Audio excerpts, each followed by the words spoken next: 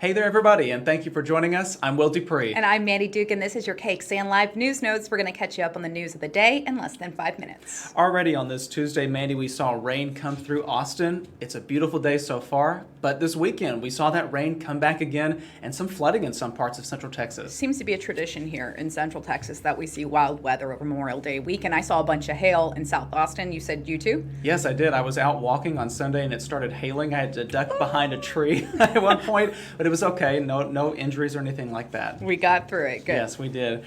Unfortunately, we have some numbers to share about a record jump in cases for COVID-19 here in Travis County. That's right. Monday saw a record jump, as you mentioned, Will.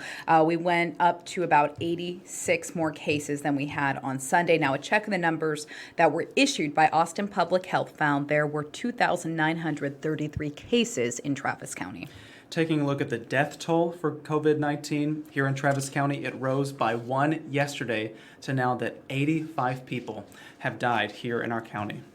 So we're not out of the woods just yet when it comes to the coronavirus in our area. And Mayor Adler actually, he sent out a message to Austinites on Twitter this past weekend. Yeah, we want to show you this video that he sent out this weekend showing people not social distancing, being very close together, a large group gathered.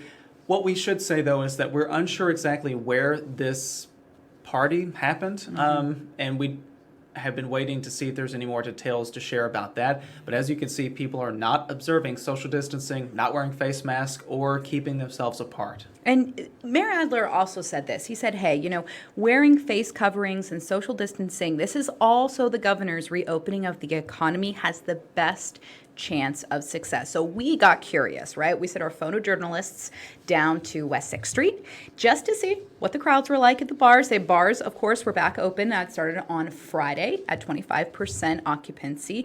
And we didn't see any major crowds. Looked like people were also socially distancing too.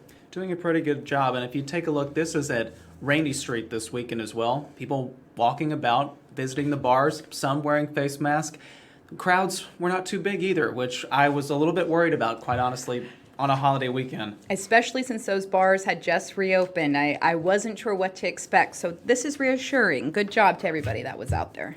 During the pandemic, a lot of people want to get out. They want to visit some of these green spaces, and there have been some issues that have been reported to us about one green belt. That's right. We're talking about the Lost Creek entrance to the Barton Creek green belt. And starting on Friday, you will have to pay. There's the sign that you're going to see if you go. You will have to pay $10 entrance fee. Yeah, that fee for non-residents comes after homeowners in the Woods at Westlake Heights neighborhood complained about all the mess that visitors are leaving behind there.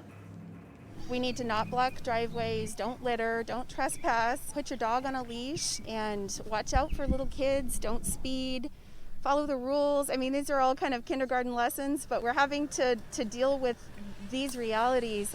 Interesting what she says right there. She kind of hits the nail on the head that these are kindergarten lessons. And we want to let you know we reached out to the City of Austin's Transportation Department. It was Memorial Day, so we're still waiting to hear back. But neighbors say that the Transportation Department has really been responsive to their complaints. Recently, they've actually been out there helping to enforce traffic and parking in that neighborhood, too. We also want to tell you about an athlete from our area that got some pretty cool attention because of a sport he's playing right now. Yeah, we're talking about the champion cornholers here. All right, this is Eddie Greensleeve. He is from the Austin area, and he won the singles competition in Galveston last week.